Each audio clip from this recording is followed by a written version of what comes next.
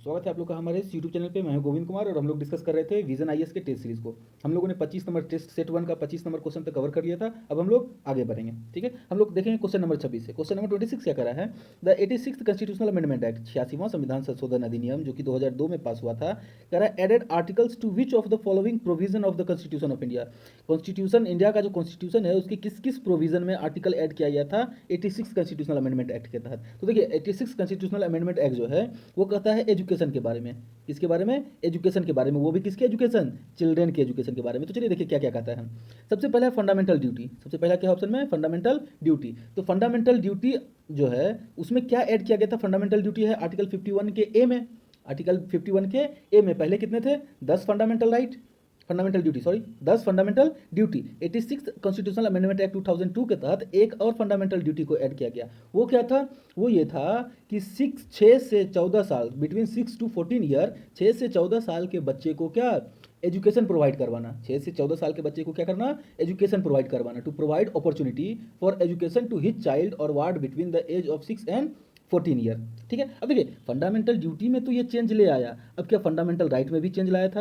अब ये देखिए फंडामेंटल ड्यूटी ये किसके लिए है? 6 to 14 जो है फंडामेंटल ड्यूटी, ये किसके लिए है? 6 से 14 साल के बच्चे को एजुकेशन के लिए अपॉर्चुनिटी प्रोवाइड करना, उसके गार्जियन के लिए, उसके गार्जियन के लिए। लेकिन जब फंडामेंटल राइट पे आएंगे तो फंडामेंटल राइट किसी गार्जियन के द्वारा नहीं दिया जाता, ये स्टेट के द्वारा दिया जाता है। अभी फंडामेंटल राइट में क्या चेंज किया गया? तो आर्टिकल 21 का ए, आर्टिकल 21 का ए, इसमें क्या कहा गया है कि 6 से 14 साल के बच्चे को कंपलसरी एजुकेशन, कैसा एजुकेशन? कंपलसरी एजुकेशन, और वो भी फ्री में, वो भी फ्री में। तो इस तरह से कहता है कि the state shall provide free and compulsory education to all children of the age of 6 to 14 year in such a manner as the state में बाय लॉ डिटरमाइन, ठीक है। अब देखिए फंडामेंटल राइट क्या करा है कि स्टेट बाय लॉ के थ्रू क्या करे? 6 से 14 साल के बच्चे को फ्री और कंपलसरी एजुकेशन दे। और फंडामेंटल ड्यूटी क्या करा था कि 6 से 14 साल के बच्चे को अपॉर्चुनिटी प्रोवाइड करवाइए ताकि वो क्या कर सके? पढ़ सके। तो ये अपॉर्चुनिटी कौन प्रोवाइड करवाएगा? उसके पेरेंट्स, ठीक है। अब देखिए फंडामेंटल ड्यूटी में भी चेंज ले आया गया, फंडामेंटल राइट में भी चेंज ले आया गया। अब क्या बच रहा है? Directive principle of state policy. क्या इसमें भी कोई चेंजेस लाया गया है? तो देखिए आर्टिकल 45, ये नया आर्टिकल ऐड किया गया था, आर्टिकल 45। इसमें क्या कहा गया है कि जब तक कोई बच्चा 6 साल से उम्र का अधिक नहीं होता है, यानी 6 साल से कम, 6 साल से कम, 0 to 6 ईयर, इस बच्चे को क्या? Early childhood care, early childhood care and education ये प्रोवाइड करवाया जाए। और ये प्रोवाइड कौन करवाएगा? स्टेट। कौन प्रोवाइड करवाएगा? स्टेट। क्योंकि देखिए डीपीएसपी और फंडामेंटल राइट ये दोनों स्टेट को के लिए फंडामेंटल राइट कंपलसरी बनाता है, फंडामेंटल राइट कंपलसरी देना है। डीपीएसपी एसपी ये है कि अगर अभी आपके पास रिसोर्स है तो आप प्रोवाइड कीजिए, नहीं है तो आने वाले समय में जब आपके पास रिसोर्स होगा तो आप प्रोवाइड करवा दीजिए। और फंडामेंटल राइट एवरी सिटीजन के लिए है। किसके लिए है? एवरी सिटीजन के लिए। तो directive principle of state policy क्या कहता है कि इट सेज द स्टेट, कौन? The state shall endeavour to provide early childhood care, early childhood care and education for all children until they complete the age of 6 year. जब तक वह 6 साल के नहीं होते हैं तब तक अर्ली चाइल्डहुड केयर और एजुकेशन प्रोवाइड करवाया जाए, ठीक है। यानी इसमें भी चेंजेज आया, इसमें भी चेंजेज आया, इसमें भी चेंजेज आया। तो हमारा ऑप्शन क्या हो जाएगा? ऑप्शन डी, 1, 2 and 3, ठीक है। चलिए आगे देखते हैं 26 के बाद 27 नंबर क्वेश्चन। 27 नंबर क्वेश्चन क्या कहता है? Consider the following statement regarding organisation for the prohibition of chemical weapons. अब देखिए organisation for the prohibition of chemical weapons, अब ये क्या है? ये कैसी ऑर्गेनाइजेशन है? ये कैसी ऑर्गेनाइजेशन है? तो ये हमेशा ध्यान में रखिएगा, ये एक इंडिपेंडेंट ऑटोनोमस इंटरनेशनल ऑर्गेनाइजेशन है। कैसी है? इंडिपेंडेंट, ठीक है। ये एक इंडिपेंडेंट ऑर्गेनाइजेशन है जिसका कि गठन 1997 में हुआ था। कब हुआ था? 1997 में। और यह यूनाइटेड नेशन के साथ मिलकर काम करती है। इसके साथ मिलकर काम करती है? यूनाइटेड नेशन के साथ, ठीक है। इस चीज़ को ध्यान में रखिएगा। अब क्या क्या कह रहा था क्वेश्चन? चलिए एक मिनट, हाँ कह रहा है पहला option, it is the implementing body of the chemical weapons convention 1997। क्या ये सही है? अभी हम लोगों ने पढ़ा था कि इसका गठन 1997 में हुआ था। बिल्कुल, यह एक इंडिपेंडेंट और इंप्लीमेंटिंग बॉडी है। किस चीज़ के लिए? केमिकल वेपन्स कन्वेंशन के लिए। अब देखिए केमिकल वेपन्स कन्वेंशन क्या है? केमिकल वेपन कन्वेंशन क्या है? तो इसका मेन काम क्या है? इसका मेन काम यह है कि जितने भी केमिकल वेपन्स हैं बनाए जा रहे हैं किसी भी देश के द्वारा, उसको एलिमिनेट करना, उसको एग्जिस्टेंस में नहीं रहने देना, यानी इसको बनना ही नहीं देना केमिकल वेपन। क्योंकि ये केमिकल वेपन बहुत ही ज़्यादा हार्मफुल होते हैं। क्या होते हैं? बहुत ही ज़्यादा हार्मफुल होते हैं। तो हम लोग का पहला स्टेटमेंट सही है। दूसरा देखिए, it is authorise to perform inspection in signatory state. तो टोटल इसके कितने मेंबर स्टेट हैं? इसके टोटल 193 मेंबर स्टेट हैं। कितने टोटल मेंबर स्टेट हैं? 193। और इसका काम है कि ये इंस्पेक्शन करेगा इन सभी स्टेट में कि कहीं ये स्टेट केमिकल वेपन्स तो नहीं बना रहे हैं, कहीं ये स्टेट केमिकल वेपन्स तो नहीं बना रहे हैं। ये काम देखना, इंस्पेक्शन करना किसका काम है? Organisation for the prohibition of chemical weapons, OPCW का काम है। ठीक है, यानी दूसरा स्टेटमेंट भी हम लोग का क्या है? सही है। और ये हमेशा ध्यान में रखिएगा कि इंडिया जो है ये OPCW का एक मेंबर है। इंडिया OPCW का क्या है? एक मेंबर है, क्योंकि अभी रिसेंटली हाल में ही C&AG, controller and auditor general of India को एक्सटर्नल ऑडिट बनाया गया था। किसका? एक्सटर्नल ऑडिटर बनाया गया था। किसका? OPCW का। तो अभी ये करंट का क्वेश्चन है, हाल ही में C&AG, controller of auditor general of India, किस इंटरनेशनल ऑर्गेनाइजेशन के एक्सटर्नल ऑडिटर बने थे? तो किसके थे? OPCW, और organisation for the prohibition of chemical weapons. ठीक है, चलिए ये था हम लोग का 27 नंबर। 27 के बाद हम लोग देखते हैं 28 नंबर। 28 नंबर क्या करा है? Consider the following statement regarding the central vigilance commission. अब देखिए, सेंट्रल विजिलेंस कमीशन के बारे में कौन कौन सा स्टेटमेंट सही है। अब हम लोग देखते हैं कौन कौन सा स्टेटमेंट सही है। सबसे पहले देखिए, सेंट्रल विजिलेंस कमीशन का काम क्या है? ये काम, इसका काम है करप्शन को रोकना। किसको रोकना? करप्शन को रोकना। कहाँ पे? तो सेंट्रल गवर्नमेंट में, इंडिया का जो सेंट्रल गवर्नमेंट है उसके अंदर, उसके जो भी विंग्स हैं, उसके जो भी डिपार्टमेंट हैं, उसके अंदर करप्शन अगर हो रहा है तो इसको रोकने का, इसको चेक करने का काम किसका है? सेंट्रल विजिलेंस कमीशन का। ठीक है, अब देखिए, सेंट्रल विजिलेंस कमीशन का गठन कब हुआ था? 1964 में। सेंट्रल विजिलेंस कमीशन का गठन कब हुआ था? 1964 में। कैसे गठन हुआ था? तो 1964 में एक एग्जीक्यूटिव रेजोल्यूशन के तहत, जो कि सेंट्रल गवर्नमेंट के द्वारा लाया गया था, एक एग्जीक्यूटिव रेजोल्यूशन के तहत 1964 में क्या हुआ था? सेंट्रल विजिलेंस कमीशन का गठन हुआ था 1964 में। लेकिन बाद में 2003 में इसको स्टैट्यूटरी स्टेटस का दर्जा दे दिया गया। कैसा दर्जा दे दिया गया? स्टैट्यूटरी स्टेटस का दर्जा। और इसको, ये दर्जा कौन देता है? पार्लियामेंट। तो ये हमेशा ध्यान में रखिएगा, ये हमेशा ध्यान में रखिएगा कि क्या सेंट्रल विजिलेंस कमीशन एक कॉन्स्टिट्यूशनल बॉडी नहीं है, ये कैसा बॉडी है? स्टैट्यूटरी बॉडी है। कैसा बॉडी है? स्टैट्यूटरी बॉडी है। तो अब देखिए पहला statement, it was established in the 1964 as a statutory body. अभी ये स्टैट्यूटरी बॉडी है, लेकिन जब 1964 में इसका गठन हुआ था उस समय क्या था? ये एग्जीक्यूटिव बॉडी। तो हम लोग का पहला स्टेटमेंट क्या हो जाएगा? गलत हो जाएगा।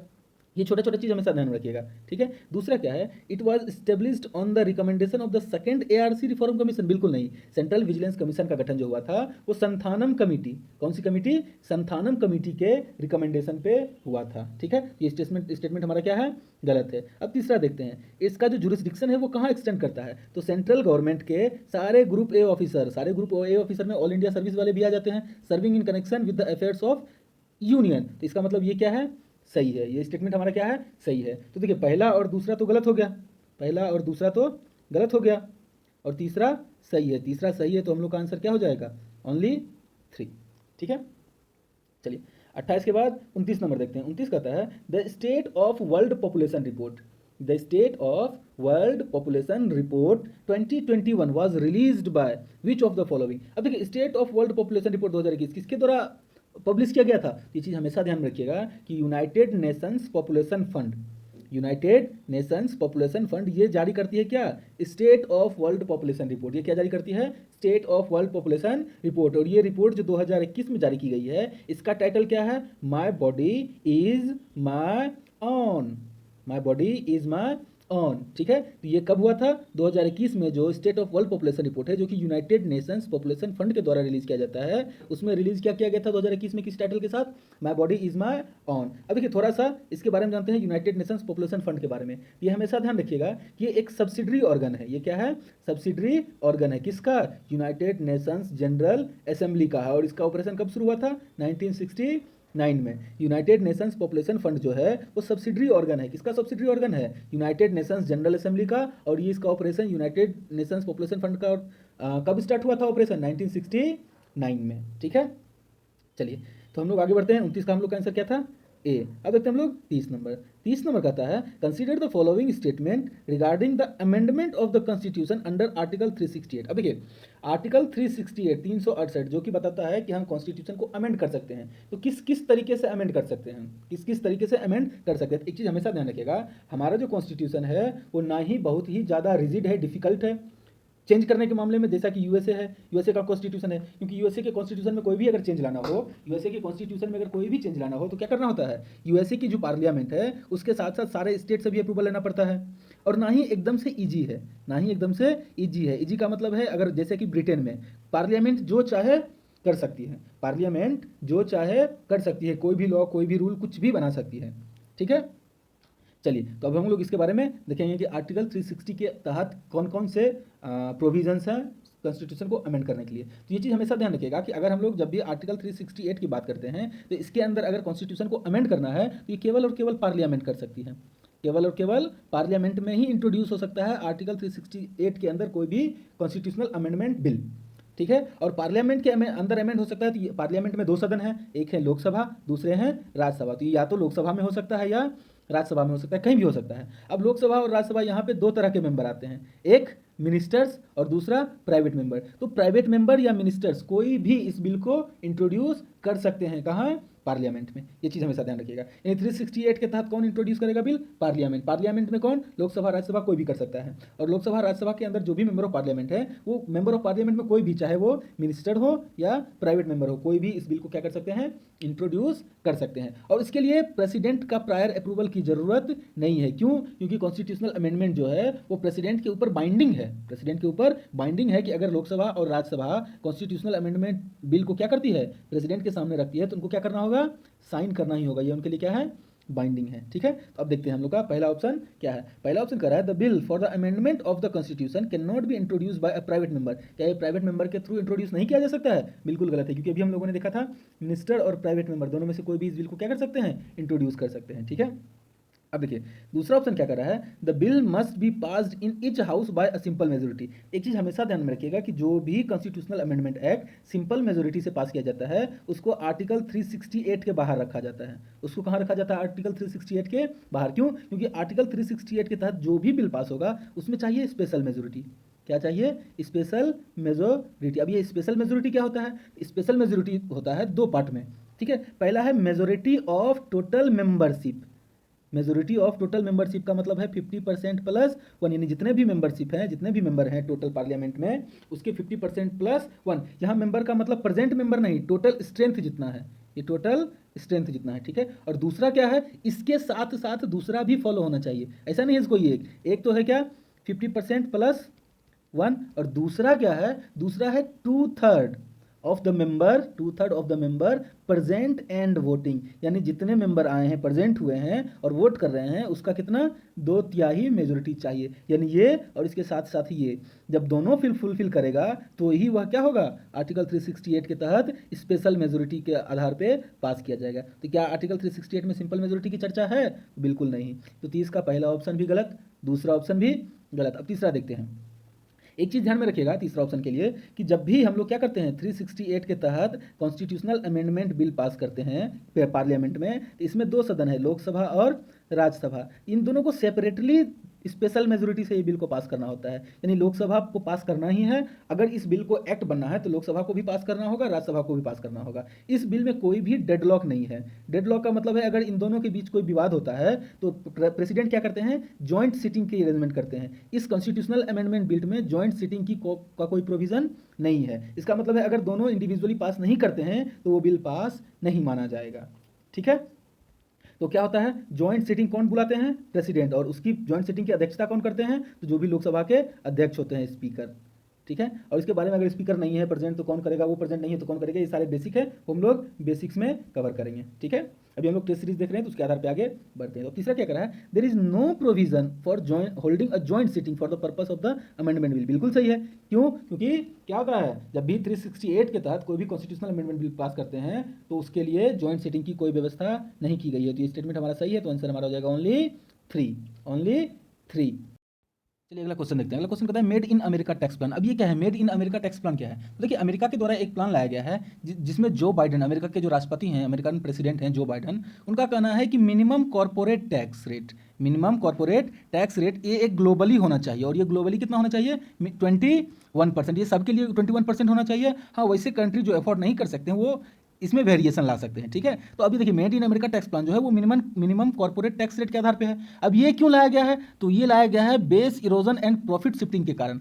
अब इसके तहत क्या होता था, BEPS जो है, BEPS base erosion and profit shifting, इसके तहत क्या होता था कि कुछ कंट्रीज, कुछ बिजनेस ऐसे थे, कुछ फैक्ट्रियाँ, कुछ कंपनियाँ ऐसी थी जो ऐसे सपोज कीजिए अमेरिका में भी हाई रेट है 20% कॉर्पोरेट टैक्स या 40% मिनिमम कॉर्पोरेट टैक्स, और मॉरिशस में क्या है 10% मिनिमम कॉर्पोरेट टैक्स। तो ये कंपनियां क्या करती थी, अमेरिका में अपना ना सेटअप ना करके वो कहाँ सेटअप करती थी, मॉरिशस में, जहां उनको कितना, केवल और केवल 10% क्या कॉर्पोरेट टैक्स देना पड़ता था। इससे क्या होता था, टैक्स अवॉइडेंस होता था। क्या होता था, टैक्स अवॉइडेंस। और इसी टैक्स अवॉइडेंस के कारण अमेरिका को या किसी और भी कंट्री को, चाहे वो इंडिया हो, अमेरिका हो, चाइना हो, कोई भी हो, उसको टैक्स का क्या होता है, लॉस होता है। टैक्स का क्या होता है, रेवेन्यू का लॉस होता है। इसी लॉस को बचाने के लिए क्या किया, made in America tax plan लाया गया है, जिससे कि base erosion and profit shifting खत्म हो सके। यानी अब मॉरिशस में भी अगर 21% हो, और अमेरिका में भी 21% हो, और इंडिया में भी 21% ही हो, ताकि कंपनियां कहीं भी लगाए उसे 21% का ही टैक्स, 21% के टैक्स रेट से ही क्या करना पड़े, पे करना पड़े, ठीक है।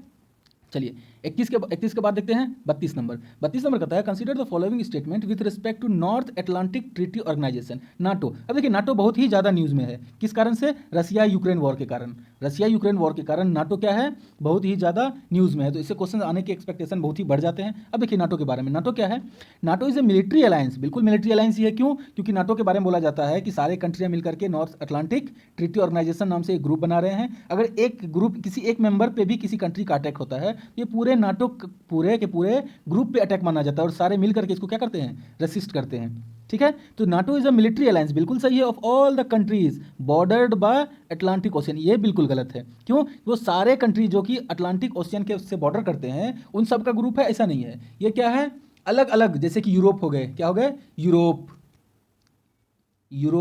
ठीक है। और अब देखिए यूरोप हो गए, नॉर्थ अमेरिका हो गए, इन सब क्या मिलिट्री अलायंस है, इन सब के ग्रुप का, ना कि सारे अटलांटिक, जो भी अटलांटिक के आसपास है उन सब का, ठीक है। तो पहला तो ऑप्शन मेरा ऐसे ही खत्म हो जाता है। दूसरा क्या है, it is based on the principle that an attack against one और several NATO members is considered as an attack against all. अभी हम लोगों ने देखा था, चूंकि मिलिट्री अलायंस है तो इसका पर्पस यही है कि एक के ऊपर अटैक, यानी सारे के ऊपर अटैक। तो इसका मतलब क्या है, ये ऑप्शन हम लोग का सही है। इस चीज को हमेशा ध्यान में रखिएगा। अब देखिए क्या होता है कि नाटो का कोर टास्क ही यही है, कलेक्टिव डिफेंस, क्राइसिस मैनेजमेंट और कोऑपरेटिव सिक्योरिटी। क्या क्या है, collective defence, crisis management and cooperative security, ठीक है। अभी फिलहाल कितने टोटल मेंबर हैं इसके, लगभग अप्रोक्स 30 मेंबर हैं। और क्या है, इन कोई भी डिसीजन जो लिया जाता है ये कंसेंसस के, सहमति के थ्रू लिया जाता है। किसके थ्रू लिया जाता है, सहमति के थ्रू, कंसेंसस के थ्रू लिया जाता है। सारे के सारे 30 देश मिलकर के अगर किसी कोई भी कंक्लूजन पे पहुंचते हैं तो वहाँ पे कंसेंसस होना बहुत ही जरूरी है। तो चूंकि इसका हमारा पहला गलत है, दूसरा सही है, और हमसे करेक्ट पूछ रहा है, तो आंसर हो जाएगा 32 का बी, ठीक है।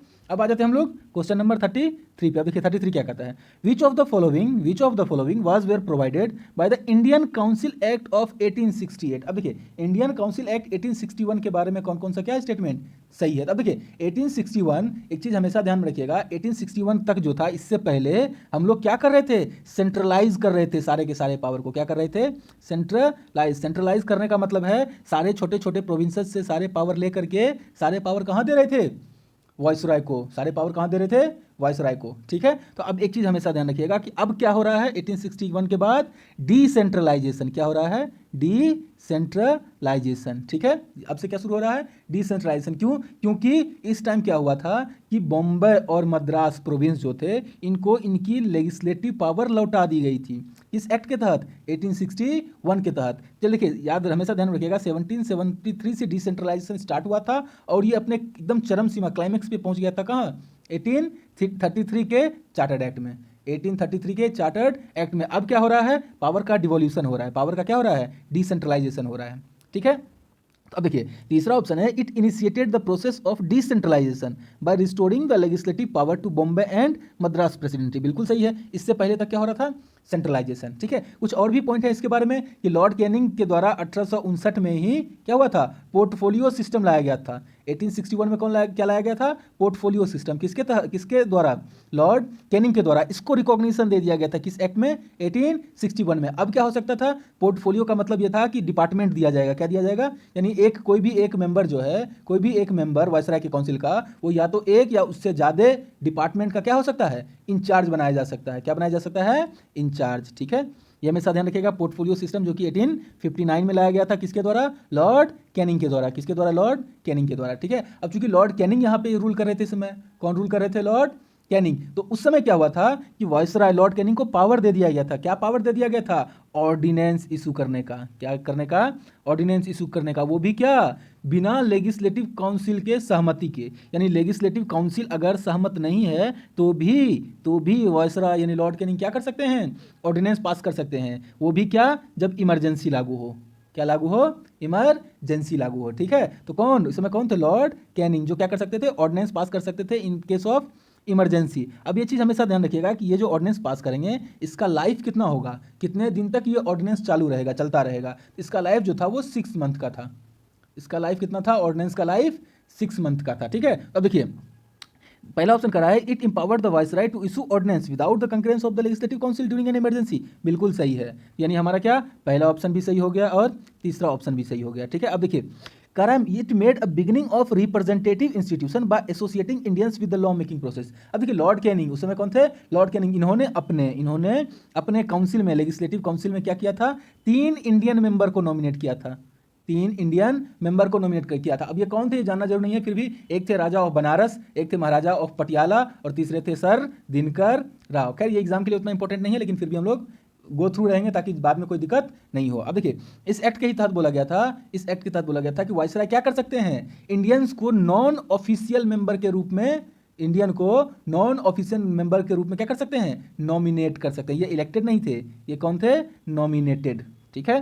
तो इसका मतलब क्या है? It made the beginning of representative institution associating Indians with the law making process. जब लेजिस्लेटिव काउंसिल में ये इंडियंस को ला रहे हैं तो वो लॉ मेकिंग प्रोसेस में ही ला रहे हैं ना। इसका मतलब हम लोग का ये ऑप्शन भी सही है, हम लोग का दूसरा ऑप्शन भी सही है। यानी तीनों का तीनों सही है, तीनों का तीनों सही है। यानी आंसर क्या हो जाएगा? 1 2 एंड 3, ठीक है। अब देखिए 33 के बाद हम लोग अगला क्वेश्चन देखते हैं 34 क्या कर रहा है? Which of the following statement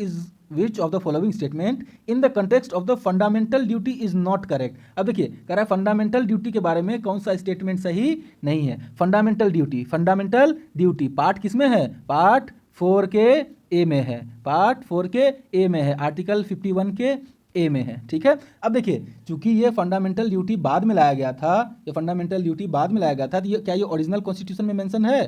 क्या ये ओरिजिनल कॉन्स्टिट्यूशन में मेंशन है? बिल्कुल नहीं, ये ओरिजिनल कॉन्स्टिट्यूशन में मेंशन नहीं है, ठीक है। अब देखिए फंडामेंटल ड्यूटी जो है इसके बारे में हमेशा ध्यान रखिएगा कि ये इन्फोर्सेबल है अदर लॉ के थ्रू। Enforceable fundamental duties are enforceable by law. हम लोग लॉ बना करके इसको क्या कर सकते हैं? इन्फोर्स कर सकते हैं, ठीक है ना। और पार्लियामेंट जो है, पार्लियामेंट इसके अगेंस्ट अगर कोई इसको फॉलो नहीं करता है तो लॉ बना करके क्या कर सकती है? पनिशमेंट दे सकती है, ठीक है ना। अब देखिए जस्टिस वर्मा कमेटी जो कि 1999 में जिनका गठन हुआ था, उन्होंने बताया कि हमारे कॉन्स्टिट्यूशन में कुछ स्टैट्यूटरी लॉ ऐसे बनाए गए हैं जो फंडामेंटल ड्यूटी को लीगल प्रोविजन देते हैं, जैसे forest act, wild life protection act. ये सब क्या करते हैं? फंडामेंटल ड्यूटी को क्या करते हैं? लीगल प्रोविजंस देते हैं। अब हमसे पूछ रहा है कौन सा करेक्ट नहीं है। तो अब देखिए हम लोगों ने अभी क्या पढ़ा कि फंडामेंटल ड्यूटी जो है can be implemented through some other legal provision. बिल्कुल सही है। अभी हम लोगों ने पढ़ा कि लॉ बना करके इसको क्या किया जा सकता है? इंप्लीमेंट किया जा सकता है। They help the court in examining the constitutional validity of the law. बिल्कुल सही है। ये जब भी कोई पार्लियामेंट कोई लॉ बनाती है तो इसका कॉन्स्टिट्यूशनल वैलिडिटी देखने के लिए जो भी कोर्ट्स के प्रोसीजर हैं, जो क्या करते हैं, जिसको हम लोग जुडिशियल रिव्यू भी बोल सकते हैं, उसके थ्रू क्या करती है? चाहे वो फंडामेंटल राइट हो, DPSP हो या फंडामेंटल ड्यूटी हो, इन तीनों को यूज करती है किसी भी लॉ की कॉन्स्टिट्यूशनल वैलिडिटी को देखने के लिए।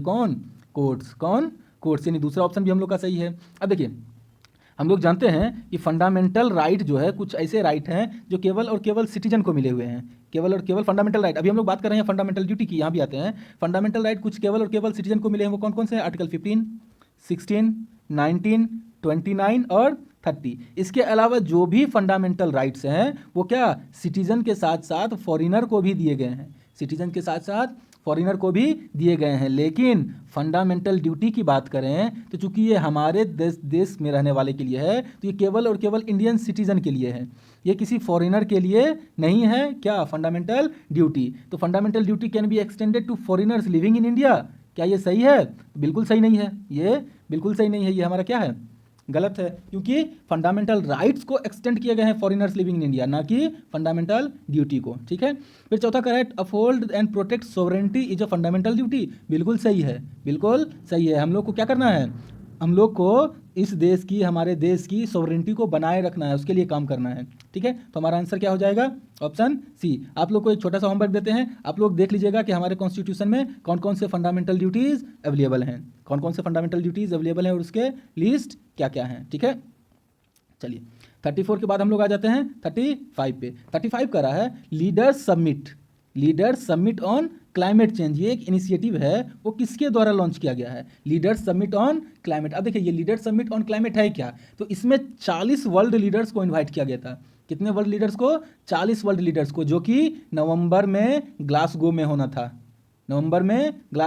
2021 में ग्लासगो में, जो कि कॉन्फ्रेंस ऑफ पार्टी 26 का एक पार्ट है, कॉन्फ्रेंस ऑफ पार्टी 26 का एक पार्ट है। इसमें इंडिया भी इन्वाइटेड था, इसमें क्या, इंडिया भी इन्वाइटेड था, ये चीज़ को हमेशा ध्यान में रखिएगा। अब चूंकि इंडिया इन्वाइटेड था, हम लोगों ने बात की इंडिया इन्वाइटेड था, तो क्या ये लॉन्च किया गया इंडिया के द्वारा, बिल्कुल नहीं। तो ये लॉन्च किसके द्वारा किया गया है, लॉन्च किया गया है यूएसए के द्वारा। किसके द्वारा किया गया है, यूएसए के द्वारा। ठीक है, कब, 2021 नवंबर में, जो कि ग्लासगो में हुआ था। टोटल 40 वर्ल्ड लीडर को बुलाया गया था। अब इसका काम क्या था, इसका काम था जो हम लोग का ग्लोबल इमिशन है क्लाइमेट में, उसको कम करना। क्यों, क्योंकि वर्तमान में मात्र 17 कंट्री ऐसे हैं जो लगभग 80% ग्लोबल इमिशन के लिए रिस्पॉन्सिबल हैं। 80% of global emission, 17 countries responsible for approximately 80%, approximately कितना, 80%। अब देखिए एग्जैक्ट नहीं है, 81 भी हो सकता है, 79 भी हो सकता है, इस चीज़ को हमेशा ध्यान में रखिएगा। ठीक है, और इसका जो था 1.5 डिग्री गोल को प्राप्त करना था। टेम्परेचर में जो इंक्रीज हो रहा है ना, उसको 1.5 डिग्री पर ला करके क्या करना है, रोकना है। ठीक है, चलिए ये था हमारा क्वेश्चन नंबर 35।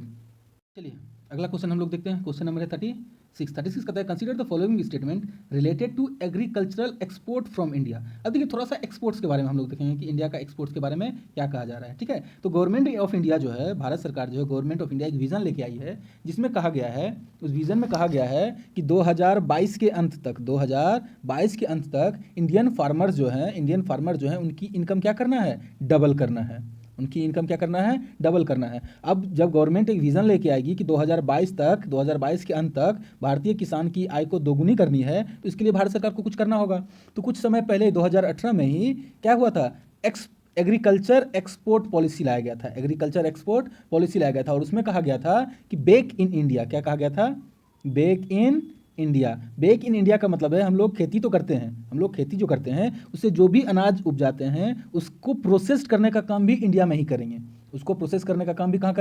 इंडिया में ही करेंगे, और एक्सपेंडेड मार्केट अवेलेबल कराएंगे, मार्केट को एक्सपेंड करेंगे, किसके लिए, अपने किसान के लिए, अपने इंडियन फार्मर्स के लिए। अब जब मार्केट बढ़ेगा तो क्या होगा, फार्मर्स की आय बढ़ेगी। ठीक है, तो और हम लोग का गवर्नमेंट का विजन क्या है, 2022 के अंत तक डबल करना। और हमेशा ध्यान में रखिएगा कि जब एलपीजी रिफॉर्म आया था, लिबरलाइजेशन, प्राइवेटाइजेशन और ग्लोबलाइजेशन, इससे पहले हम लोग क्या करते थे, अनाज खरीदते थे, हम लोग क्या करते थे, मेन इंपोर्ट करते थे, इंपोर्ट। और एलपीजी के इंट्रोडक्शन के बाद धीरे धीरे क्या हुआ, हम लोग एक्सपोर्टर बन गए, नेट एक्सपोर्ट करते हैं, क्या करते हैं, नेट एक्सपोर्टर बन गए। किस चीज़ का, एग्रीकल्चर प्रोडक्ट का, किसका, एग्री प्रोडक्ट का। इसका मतलब यह है कि जितना हम लोग इंपोर्ट करते हैं उससे ज़्यादा एक्सपोर्ट करते हैं, और ये कंटिन्यूअसली कंसिस्टेंटली है, कभी भी बीच में चेंज नहीं हुआ था। और 2018-19 का डाटा अगर हम लोग देखें तो हम लोग लगभग 2.7 लाख करोड़ का एक्सपोर्ट किए थे, कब, 2018-19 में। ठीक है, इस चीज़ को हमेशा ध्यान में रखिएगा आप। चूँकि इंडिया में हम लोग क्या करते हैं, जो भी लार्जेस्ट वर्ल्ड में जो भी लार्जेस्ट प्रोड्यूसर हैं उसमें इंडिया भी आता है, किसका, फूड ग्रेन्स का, फ्रूट्स का, वेजिटेबल का, किसका फूड ग्रेन्स, फ्रूट्स, वेजिटेबल्स। लेकिन जब हम लोग बात करते हैं एक्सपोर्ट का, एक्सपोर्ट का, तो एग्रीकल्चर का जो हमारा एक्सपोर्ट है वो है ऑल ओवर ग्लोब का मात्र 2% ग्लोबली जितना भी एक्सपोर्ट हो रहा है उसका कितना परसेंट, 2%। और कंट्री वाइज देखें तो हम लोग किस रैंक में आते हैं, 9th रैंक में आते हैं। किस में आते हैं, 9th रैंक में आते हैं। ठीक है, उसके बाद देखेंगे अगर कि जब हम लोग एक्सपोर्ट कर रहे हैं तो हम लोग एक्सपोर्ट में डोमिनेट क्या किस चीज़ पे कर रहे हैं, क्या हम लोग का डोमिनेशन है, क्या हम लोग सबसे ज़्यादा एक्सपोर्ट कर रहे हैं, तो हम लोग बासमती राइस और मेरीन प्रोडक्ट्स इसका एक्सपोर्ट क्या कर रहे हैं, बहुत ही ज़्यादा मात्रा में कर रहे हैं। चूँकि एक चीज़ हमेशा ध्यान रखिएगा, थाईलैंड इंडोनेशिया इन सभी देशों के पास इंडिया से कम एग्रीकल्चरल लैंड है, फिर भी ये क्या है, एक्सपोर्ट के मामले में इंडिया से ज़्यादा एक्सपोर्ट करते हैं, ज़्यादा एक्सपोर्ट करते हैं। हम लोग क्या कर रहे हैं, हम लोग हार्नेस नहीं कर पा रहे हैं, हार्नेस नहीं कर पा रहे हैं अपने एग्रीकल्चरल कैपेसिटी को। क्यों? क्योंकि हम लोग मैक्सिमम जगह अभी भी पुराने टूल्स जो भी एग्रीकल्चरल टूल्स हैं वो पुराने ज़माने के क्या कर रहे हैं, यूज़ कर रहे हैं, जिसको हम लोग को क्या करना है, थोड़ा सा रिफॉर्म करने की ज़रूरत है। ठीक है, तो अब देखिए हम लोग ऑप्शन देखते हैं 36 नंबर का पहला कह रहा है India has remained a net exporter of agricultural products since 1991 LPG reforms, बिल्कुल सही है पहला स्टेटमेंट। दूसरा कह रहा है India share in global export of agree commodity is one of the highest, नहीं, हम लोग का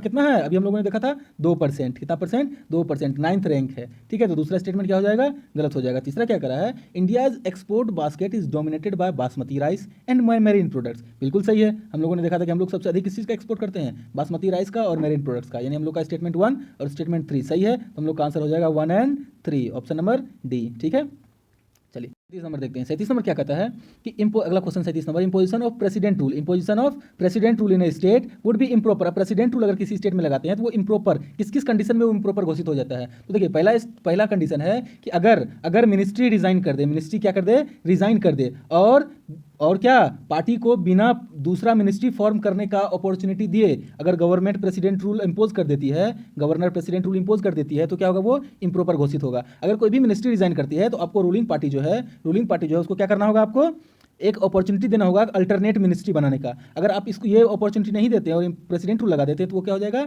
इम्प्रॉपर हो जाएगा। दूसरा कंडीशन क्या है कि गवर्नर खुद से एज्यूम कर ले कि जो अभी मिनिस्ट्री है वो क्या हो चुकी है, मेजोरिटी सपोर्ट खो चुकी है, जो भी मिनिस्ट्री है मेजोरिटी सपोर्ट खो चुकी है, और इसको ये अपॉर्चुनिटी दिए बिना कि आप अपना मेजोरिटी सपोर्ट प्रूव कीजिए, सीधे प्रेसिडेंट रूल इंपोज कर दिए, प्रेसिडेंट रूल इंपोज कर दिए, तो वो इम्प्रॉपर है। क्यों? क्योंकि हर एक मिनिस्ट्री को मेजोरिटी सपोर्ट प्रूफ करने के लिए अपॉर्चुनिटी देना ये क्या है, कंपलसरी है। ठीक है, जब तीसरा कंडीशन पे आते हैं, अगला कंडीशन पे आते हैं, तो अगला कंडीशन क्या है, मेल एडमिनिस्ट्रेशन। क्या है, मेल एडमिनिस्ट्रेशन। अगर ये किसी स्टेट पर ये एलिगेशन लगा दिया जाए कि स्टेट में एडमिनिस्ट्रेशन बहुत ही गंदा हो रहा है और इसके लिए हम लोग क्या करेंगे, प्रेसिडेंट रूल लगा देंगे, तो ये इम्प्रॉपर है, ये कोई ग्राउंड नहीं है प्रेसिडेंट रूल लगाने का। ठीक है, चौथा कंडीशन, अगला कंडीशन क्या है, अगला कंडीशन है कि आप गवर्नमेंट को बिना वार्निंग दिए अगर कुछ गवर्नमेंट गलती करती है तो उसको आपको पहले वार्निंग देना होता है।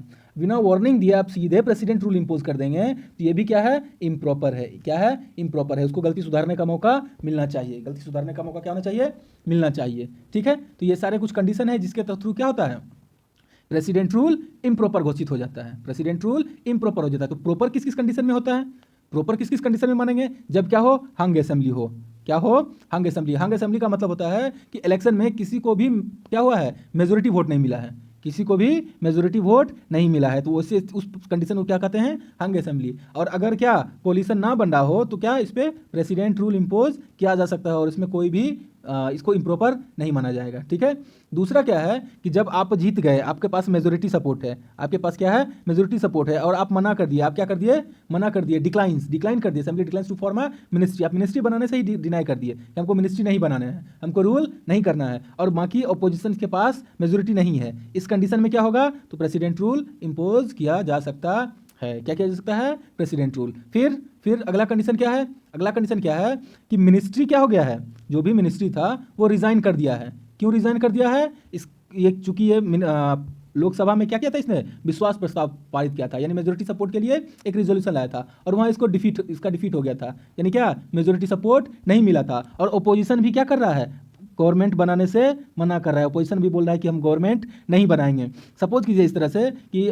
5 साल का टेन्योर है, 4 साल 5 महीना बीत चुका है, बचा है 7 महीना। अब इस कंडीशन में क्या हुआ है, ये मेजोरिटी सपोर्ट खो चुका है, अब ये 7 महीने के लिए कोई भी पार्टी गवर्नमेंट बनाने के लिए तैयार नहीं है। इस कंडीशन में क्या लागू हो जाएगा, प्रेसिडेंट रूल। क्या इंपोज कर दिया जाएगा, प्रेसिडेंट रूल, ठीक है। और क्या है कंडीशन, और ये इम्प्रॉपर घोषित नहीं होगा, ये प्रॉपर घोषित होगा। फिर क्या है कि अगर कोई भी स्टेट गवर्नमेंट कॉन्स्टिट्यूशन के अगेंस्ट काम करती है, किसके अगेंस्ट, कॉन्स्टिट्यूशन के अगेंस्ट काम करती है, तो उस पर क्या प्रेसिडेंट रूल इंपोज किया जा सकता है। या अगर किसी स्टेट गवर्नमेंट पे जो कॉन्स्टिट्यूशनल ऑब्लिगेशन है उसको फॉलो करने से वो मना कर देती है, तो भी उस पर क्या लग सकता है, प्रेसिडेंट रूल, और ये इम्प्रॉपर नहीं कहलाएगा, ये क्या कहलाएगा, प्रॉपर, ठीक है।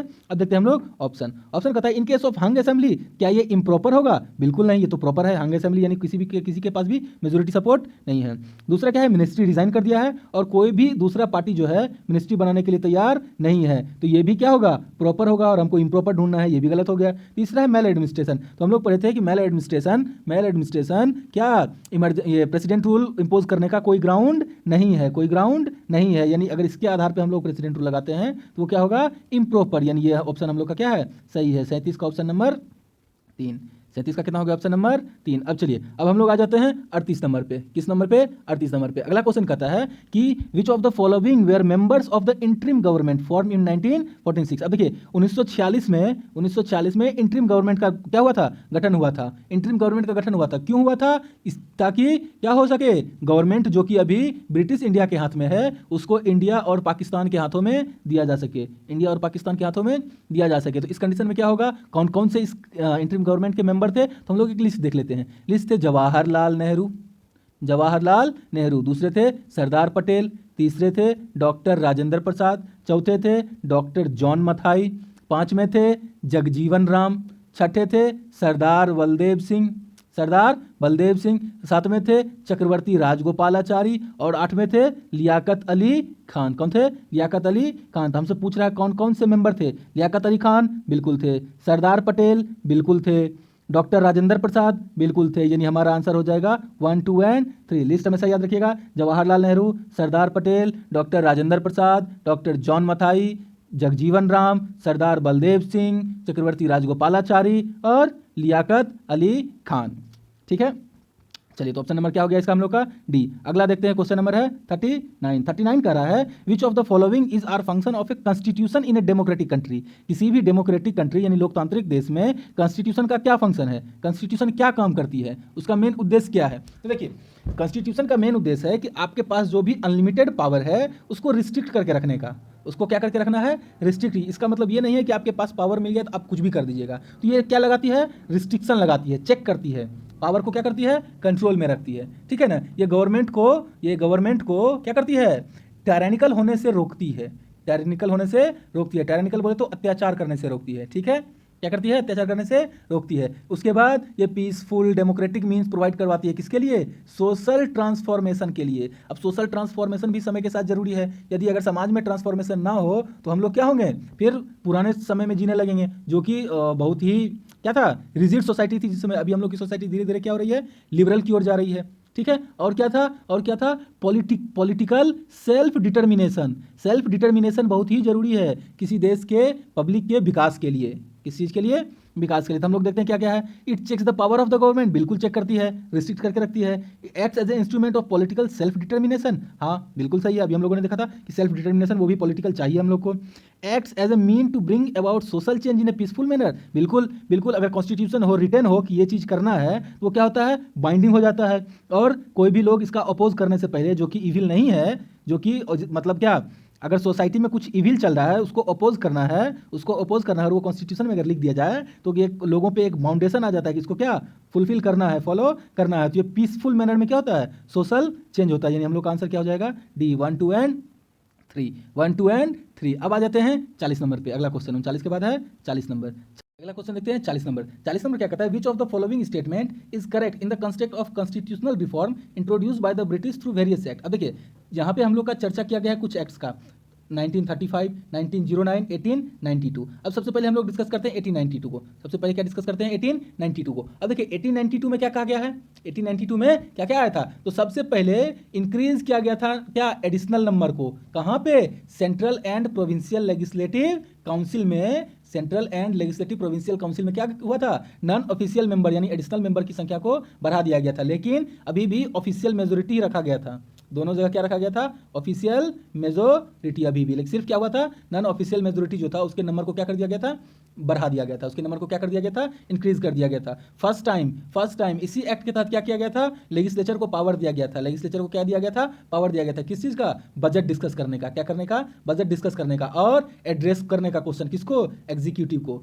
एड्रेसिंग क्वेश्चन टू एग्जीक्यूटिव और डिस्कसिंग द बजट, ये दोनों कब दिया गया था, 1892 के एक्ट के तहत, ठीक है। और इसी के तहत इनडायरेक्ट इलेक्शन, ठीक है, इनडायरेक्ट इलेक्शन का प्रोविजन लाया गया था। इनडायरेक्ट इलेक्शन का किसके लिए, सेंट्रल एंड प्रोविंशियल दोनों लेवल पे नॉन ऑफिशियल मेंबर जो कि नंबर इंक्रीज किया गया था उसके लिए। लेकिन हमेशा ध्यान रखिएगा कि अभी तक इलेक्शन वर्ड को इंट्रोड्यूस नहीं किया गया था,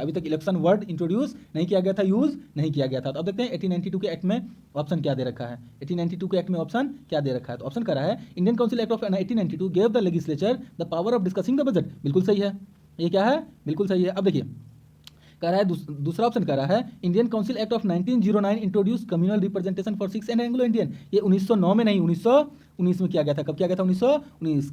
इंडियन काउंसिल एक्ट ऑफ 1919 या गवर्नमेंट ऑफ इंडिया एक्ट 1919 जो है, इसमें क्या किया गया था, ये देखते हैं। डायरकी इंट्रोड्यूस किया गया था, कहाँ, प्रोविंशियल लेवल पे। कहाँ, प्रोविंशियल लेवल पे क्या इंट्रोड्यूस किया गया था, डायरकी इंट्रोड्यूस किया गया था, ठीक है। सबसे पहली बार डायरकी प्रोविंशियल लेवल पे कब, 1919 के एक्ट में इंट्रोड्यूस किया गया था, ठीक है। और इसी में देखा गया था फर्स्ट टाइम रिस्पॉन्सिबल गवर्नमेंट, कहाँ, प्रोविंसेस में।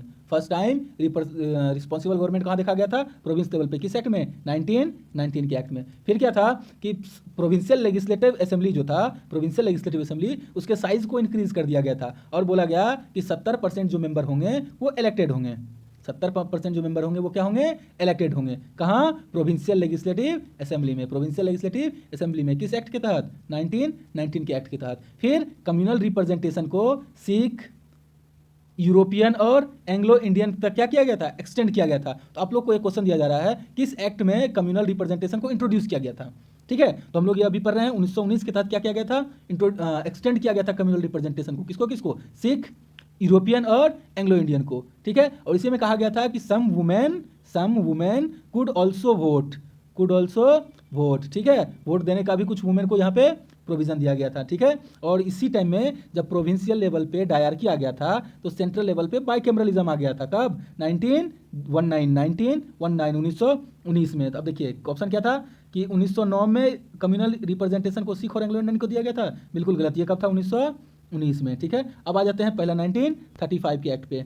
1935 के एक्ट में क्या क्या प्रोविजन लाया गया था, 1935 के एक्ट में क्या क्या प्रोविजन लाया गया था। अब देखिए जो 1919 में हम लोग प्रोविंशियल लेवल पे डायरकी लेके आए थे, अब इसको यहाँ पे खत्म कर दिया गया। अब बोला अब प्रोविंशियल लेवल पे डायरकी नहीं होगा, तो डायरकी होगा कहाँ, सेंट्रल लेवल पे। डायरकी कहाँ होगा, सेंट्रल लेवल पे, ठीक है। इस चीज़ को ध्यान में रखिएगा। फिर बोला गया कि इंडियन काउंसिल जो है उसको समाप्त कर दीजिए। इंडियन काउंसिल को क्या कर दीजिए, समाप्त कर दीजिए और इसके बदले एक एडवाइजरी काउंसिल ले आइए। क्या ले आइए, एडवाइजरी काउंसिल, ठीक है। फिर आगे बढ़ते हैं। आगे क्या था, माइनॉरिटी को सेफगार्ड, एक्स्ट्रा सेफगार्ड प्रोवाइड करवाया गया था। माइनॉरिटी को एक्स्ट्रा सेफगार्ड, एक्स्ट्रा प्रोटेक्शन दिया गया था। इस एक्ट में 1935 के एक्ट में, ठीक है। जब आगे बढ़ते हैं तो इस एक्ट के तहत ब्रिटिश पार्लियामेंट को सुप्रीम बना दिया गया था। ब्रिटिश पार्लियामेंट को क्या बना दिया गया था, सुप्रीम बना दिया गया था। इसी एक्ट के तहत लेजिस्लेचर का साइज इंक्रीज किया गया, फ्रेंचाइजी को बढ़ाया गया और 3 लिस्ट लाए गए। क्या लाए गए, 3 लिस्ट कौन कौन से थे, सेंटर, स्टेट और residuary list. Central list, state list और रेसिडुअरी लिस्ट, ठीक है। फिर क्या हुआ था, बर्मा को इंडिया से सेपरेट कर दिया गया था। 1935 के एक्ट में क्या हुआ था, बर्मा को इंडिया से सेपरेट कर दिया गया था। ज्वाइंट सिटिंग का प्रोविजन लाया गया, किस एक्ट में, 1935 में। और प्रोविंशियल ऑटोनॉमी को इंट्रोड्यूस किया गया, किस लेवल पे, प्रोविंशियल ऑटोनॉमी को। तो जब प्रोविंशियल बात हो रहा है तो प्रोविंशियल लेवल पे, provincial minister of the provincial government were to be responsible to the provincial legislature. यानी वो जो मिनिस्टर होंगे वो क्या होंगे, लेजिस्लेचर के प्रति रिस्पॉन्सिबल होंगे। यानी रिस्पॉन्सिबलनेस क्या हो गया था, बढ़ गया था, ठीक है। तो अब हम लोग देखते हैं ऑप्शन में क्या दे रहा है।